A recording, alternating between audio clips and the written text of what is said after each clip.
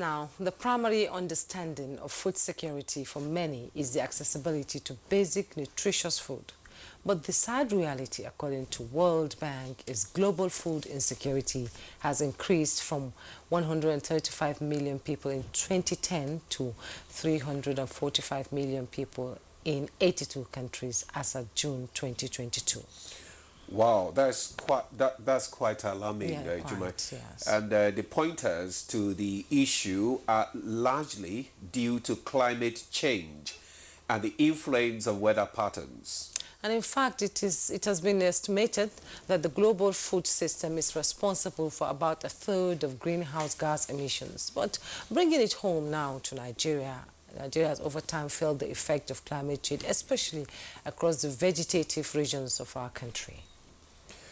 So experts agree that the climate change has increasingly become a major threat to agricultural productivity. So today, the Nigerian Society of Engineers are with us to further elaborate on their 2024 engineering conference with the theme Sustainable Engineering Solutions to Food Security and Climate Change.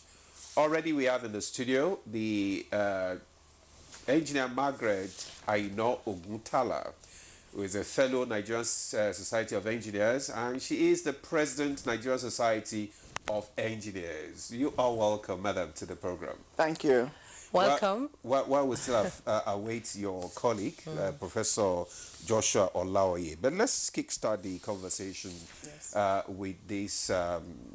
Your conference is coming, and your theme is food security, sustainable engineering solutions to food security and climate change.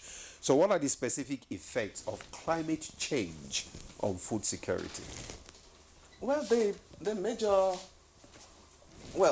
major changes are due to, the crops now, particularly because the arable land area that we have is just 45%. And then the climate change effect has also come upon the crops and all of that. In those days, around this time, we'll be planting, there will be rains, there will be all kinds of things. But with the climate change now, all those things have changed. Okay. And so we don't have the rain when we should have it. We don't have the dry season when we should have it. So it's affecting the crops. And unfortunately, we also do not have we have not made enough preparations for transportation, particularly for storage. Okay. So the effect of climate change is a lot more now on food, on the production of food, and on agriculture. Okay. And that's why we have chosen that theme. That theme. Well, while you were talking, your colleague just came in, Engineer Professor Joshua Olaoye is the Chairman, National Institute of Agriculture Engineers. Professor, you're welcome to the program. So let's quickly go, and as my colleague has welcomed you, let's talk about the theme of this year, that is sustainable engineering solutions to food security and climate change. Actually, there's no agriculture without engineering. Yes, actually, for agricultural engineering position in agricultural development, it must be stated that we need to mechanize agriculture. We must go beyond the subsistence level of farming, and we need to mechanize all operations that is involved through the various value chains in the production of agriculture. And that is why this year we are aiming at looking at sustainable solutions to providing these agricultural mechanization solutions to agricultural development to ensure that we have sufficient foods in abundance in our nation. Beyond that, the issue of climate change is very, very important. We must again look at how we will be able to now solve these problems of climate change by providing sustainable solutions through both crop production, crop processing, crop storage, and subsequently the distributions of the food as they are produced. So we want to see how we can mitigate all problems along this value chain and to provide sustainable solutions for our nation.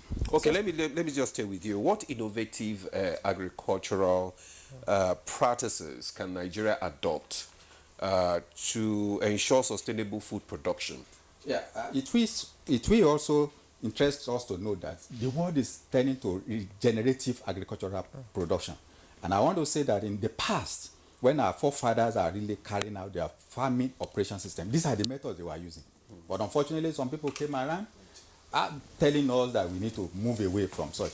But these days, you discover that even globally, people are now talking about regenerative agricultural production system, where our forefathers are depending on rotational subsistence, where they carry out their various operational systems. And that is where we are now tending towards. We want to see how we can then develop regenerative agricultural production system, where we can then have the applications of new technologies like AI, like precision farming, to ensure that we now develop our agricultural system to ensure sustainable food production for the nation. Indeed, climate change has affected the farming cycle in Nigeria. The rains have come, they've destroyed a lot of, we had floodings in some areas, and now we're talking about subsistence farming and, you know, dry season farming in Nigeria. So let me bring in Ms. Engineer Margaret into the conversation.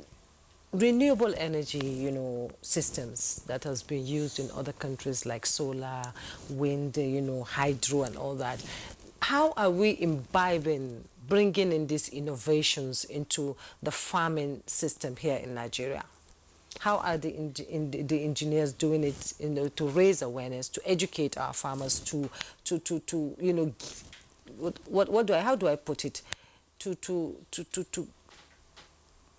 I lost that word actually, to key into these modern initiatives of farming? Yes, so what we do in the Nigerian Society of Engineers in particular is to go as far as having, our plan now, we are collaborating with some organizations to have what we call demonstration farms. Okay. And in these demonstration farms, we will demonstrate to them, to the farmers, how to imbibe the culture of using renewable energy. Because without renewable energy, we all know that the fossil fuel and all of that is not just going out of fashion, but it's not even really readily available. So with renewable energy, they can store, particularly for storage, because with silos, you cannot operate any silos without energy. So, but when you have renewable energy, when you have solar system, you know, and you can, it doesn't cost so much to have some of these things. So we are taking farming to settlements. We are collaborating with, we have 2 organizations in mind, in fact 3 right now.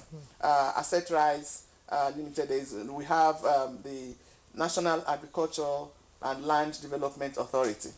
We are also collaborating with them to sensitize the farmers and teach them how to imbibe the culture of using renewable energy to solve some of the problems that they do have.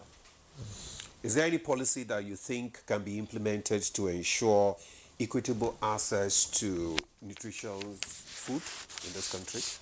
Well, yes, I think so. I think the main policy would be really just massive agricultural production using mechanized farming. Okay. And once we do that, once we're able to do that, we have a lot of young people. We have a lot of land. So what we need to do is put those 2 together.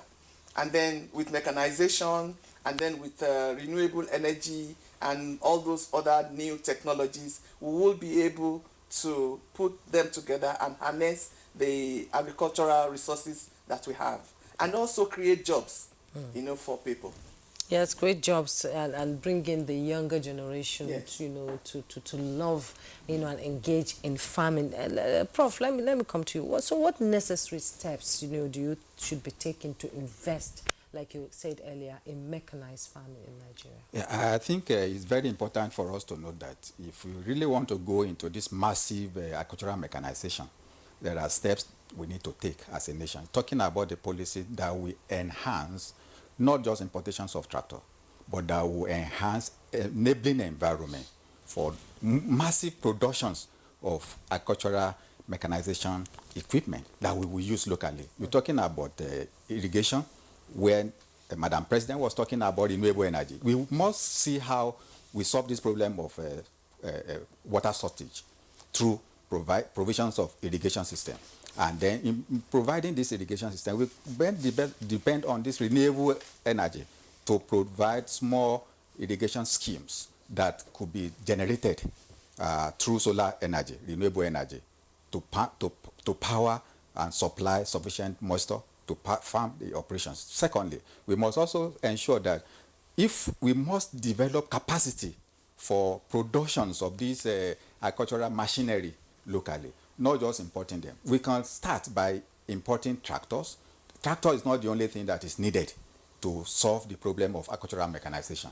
If we have tractors, then we must also have assembly plants developed locally to ensure we also have provision of job, not just importing whole component of tractors to Nigeria. There are parts that could be produced locally.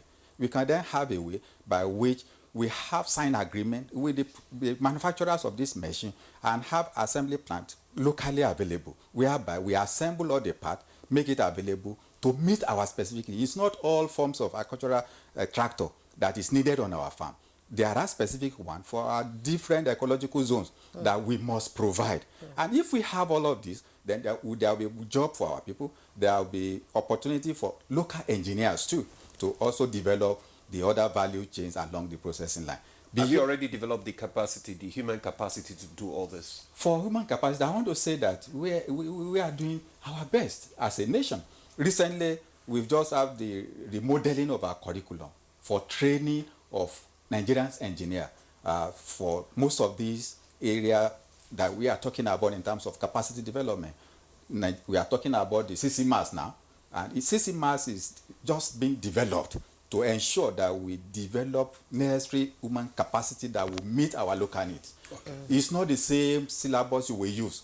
A student that is being trained from ABU, from University of Ilorin, we don't want them to use this. We want them to domesticate the syllabus to meet the need of their environment. Okay. And that is what we are doing currently to ensure that we find solutions to our immediate environment, develop capacity, and then collaborate with other the president is in Brazil now, and you know Brazil, we all know, has a unique way of farming in Brazil that it's been copied around the world. And do you think that something like that will be discussed by the president so that we'll be able to bring the knowledge back to Nigeria? It is our interest for such to be developed. In one of our presentations, we said we need to look at a model where Nigeria we evolved. Let's say in 1984, Nigeria and Brazil were almost at the same path. Yes. But they have to sit down, look inward to see how they would develop their local technology, indigenous, with the human capacity. Today, they are exporting tractors from Brazil. And in one of our presentations that Madam President made recently, we said Nigeria must develop such capacity. We must look inward to ensure that we develop all these machinery locally and seek assistance. With the collaborations of Brazil, we can look at their model. We can look at how we can also collaborate with them. Thank God we have a president right there now. We can have a possible way by which we can collaborate and ensure that not just importing, but develop the capacity for us to, in the nearest future, be able to be self-sufficient. Okay, thank you very much. Now let's look at let's go to your conference now, the 2024 engineering conference. Can you just give us a brief? What are the expectations? Well, thank you. It's expected that at least over 6,000 engineers will converge to discuss issues of food security and climate change. And in discussing food security, we're going to have discussions starting from irrigation system to production, to storage, to transportation, and eventually ensuring that food is well distributed, and then there's food on every man's table. Yeah. And then we are bringing in experts on both sides. I mean, on food security and on climate change, particularly renewable energy.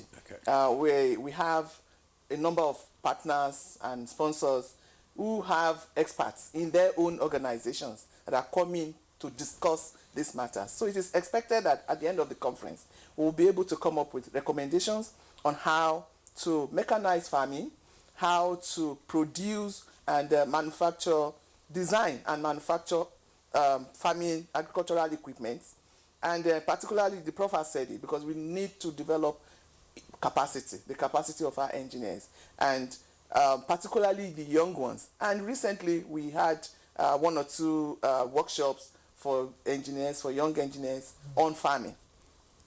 So it is expected that at this conference, a lot of that discussion will come up. And we're also going to talk about standards, international standards of concerning agriculture and renewable energy.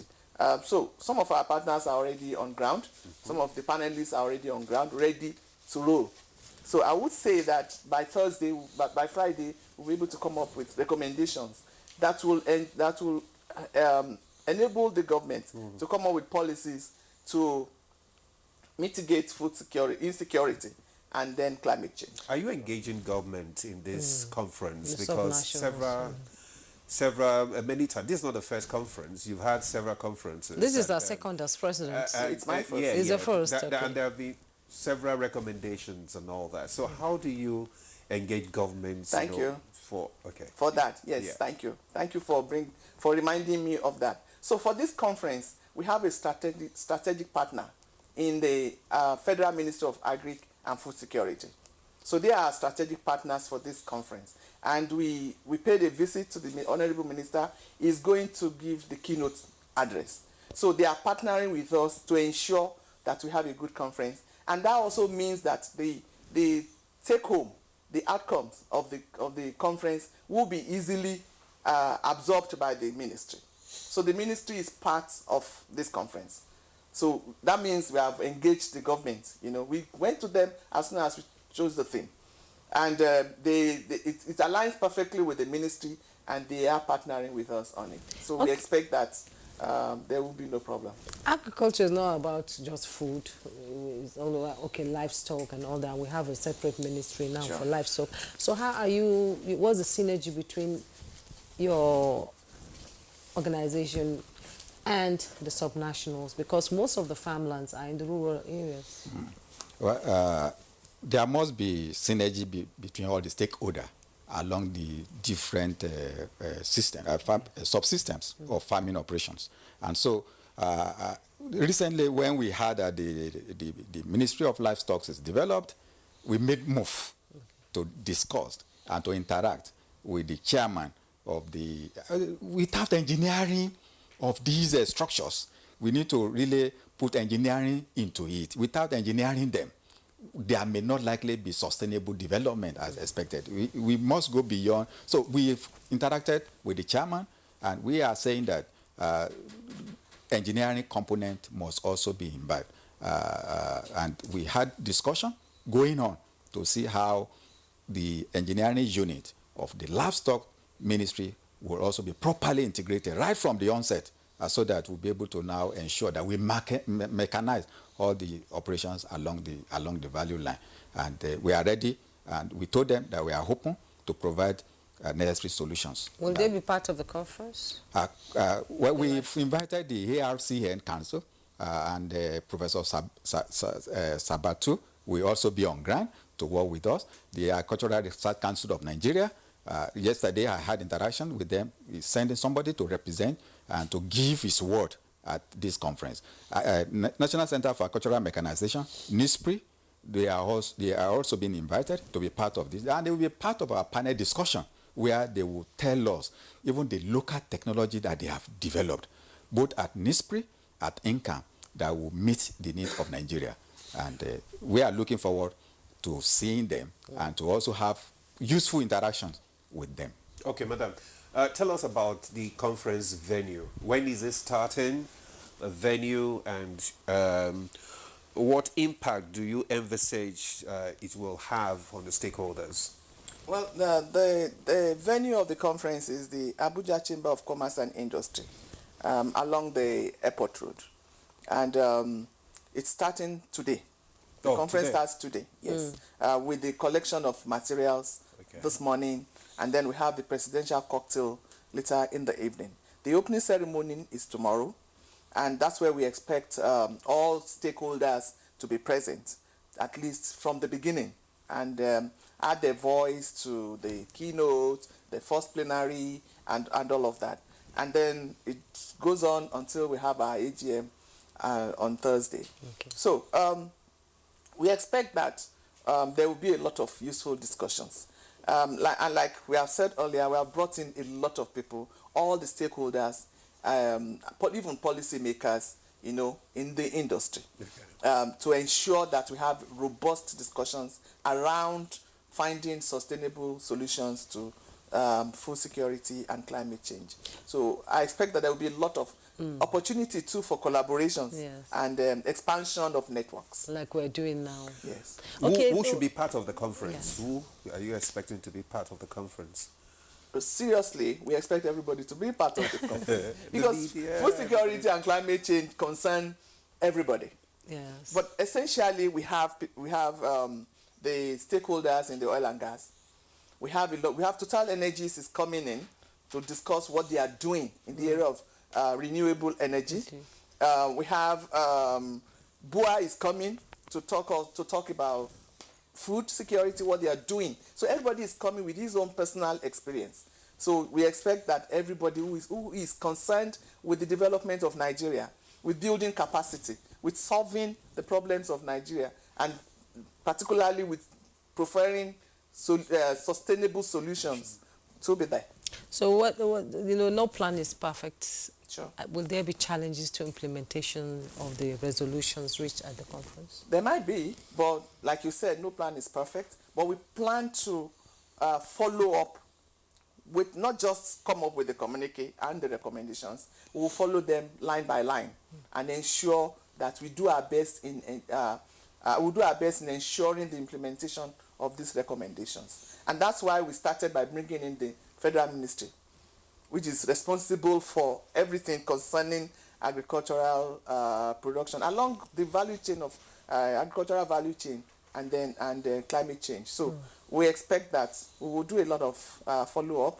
We'll do whatever can be done, a lot of advocacy, so that by the time we come back next year, we'll be able to say to you what you achieved, you know, what we're able to do with the recommendations and communique of this year. All right, great. Professor Olaoye, your parting shots.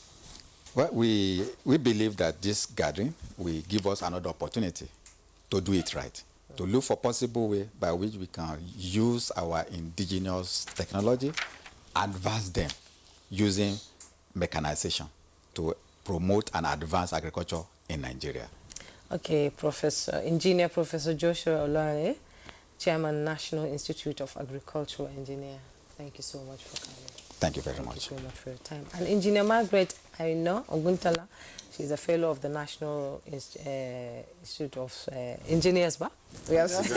Nigerian Society of Engineers, yes. And as always, it's been a pleasure having you. As the first president, female president, we're glad you're still here. Thank you. So it's been a pleasure having you and giving us your input on the conference. Thank you. I hope you will be at the conference. We hope so. We expect to see you too. Yes, we wish you a successful outing there. Thank you. Thank you. So you're excited now, gender? Of course. When she came here the first time, we were all excited. Yera and I were so excited. That a woman, all right, yes, that's good. in the male-dominated, when a woman is there. Thank you. Paving the way for other ladies to come up. Yeah.